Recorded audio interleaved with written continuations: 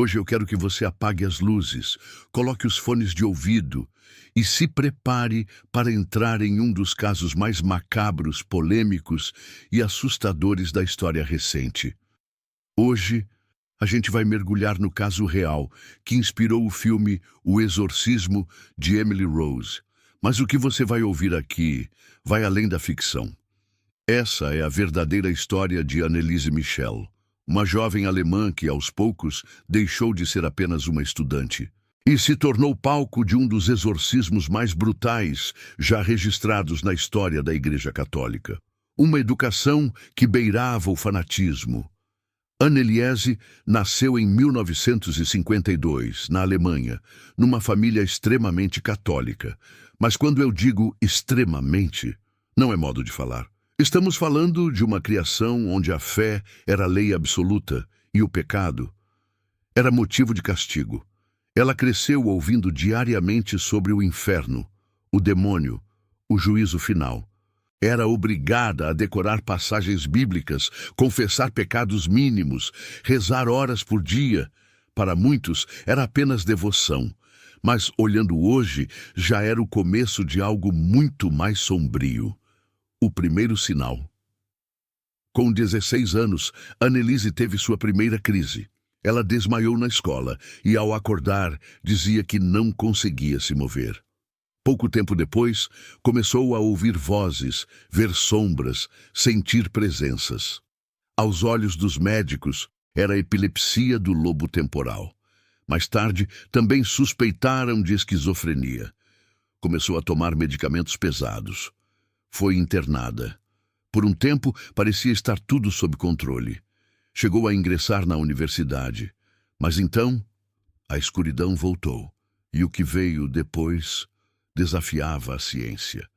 Anneliese começou a apresentar comportamentos inexplicáveis. Gritava durante horas, falava línguas que nunca estudou, recusava comida e passou a comer aranhas, moscas, carvão.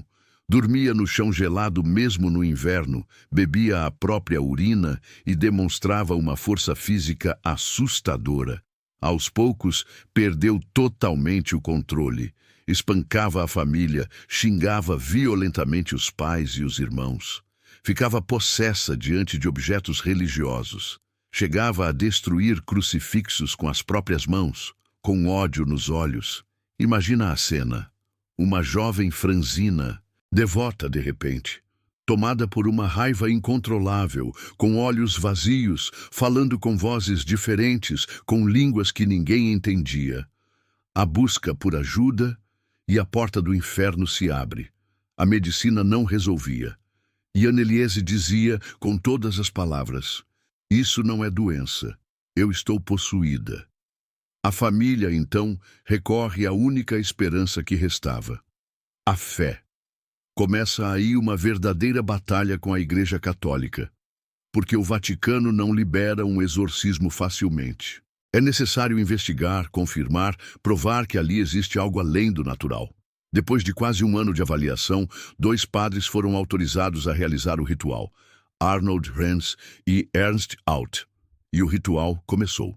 Entre 1975 e 1976, foram realizadas nada menos que 67 sessões de exorcismo, cada uma durando até 4 horas. E sabe o que é mais aterrorizante? Todas foram gravadas. Existe uma gravação, uma delas está disponível na internet, onde você pode ouvir uma voz masculina, gutural, maligna, saindo da boca daquela jovem de 23 anos. Ela dizia estar possuída por 6 entidades: Lúcifer, Caim, Judas, Hitler, Nero e Fleischmann, um antigo sacerdote herege. As vozes discutiam entre si, brigavam pelo controle do corpo dela, e a cada sessão, o corpo de Anneliese definhava mais. Ela parou de comer. Fazia genuflexões até 400 vezes por dia, a ponto de quebrar os joelhos. Seu corpo era só pele, osso e feridas. E então, a premonição.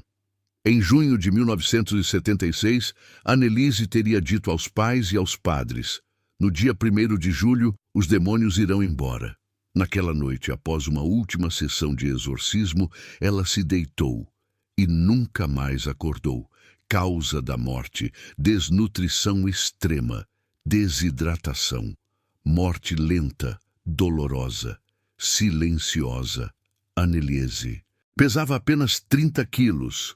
Seus olhos fundos, sua pele ferida, mostravam que algo, natural ou não, a havia destruído por completo.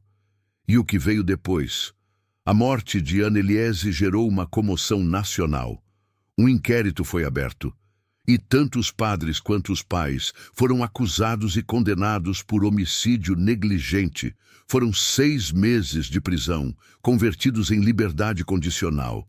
Esse caso mudou para sempre a forma como a Igreja trata o exorcismo. Ficou provado que a fé cega pode matar, mas ao mesmo tempo, as gravações, os relatos e as fotos levantam uma pergunta incômoda. E se ela não estava doente? E se aquilo realmente era algo do outro lado? O legado sombrio. 2 filmes tentaram retratar essa história. O Exorcismo de Emily Rose, que foca no julgamento, e Requiem, uma produção alemã mais crua e emocional. Mas nenhum filme mostra o que você está vendo aqui agora. As fotos reais, os áudios reais, os rostos marcados pelo medo. O túmulo de Aneliese hoje virou um local de peregrinação. Muita gente acredita que ela foi uma mártir espiritual, que escolheu sofrer para salvar outras almas. Outros dizem que foi uma tragédia médica ignorada pela fé. E você, depois de ouvir tudo isso, você acha que ela estava possuída? Ou era apenas uma vítima da ignorância, da doença e do fanatismo? Deixa sua opinião nos comentários. E se essa história te arrepiou, imagina o que está por vir. Aqui, o medo é real. Então se inscreve no canal, ativa o sininho e prepara-se para mais histórias macabras, sombrias e reais. Boa sorte. E cuidado ao dormir esta noite. Algumas vozes podem sussurrar enquanto você dorme.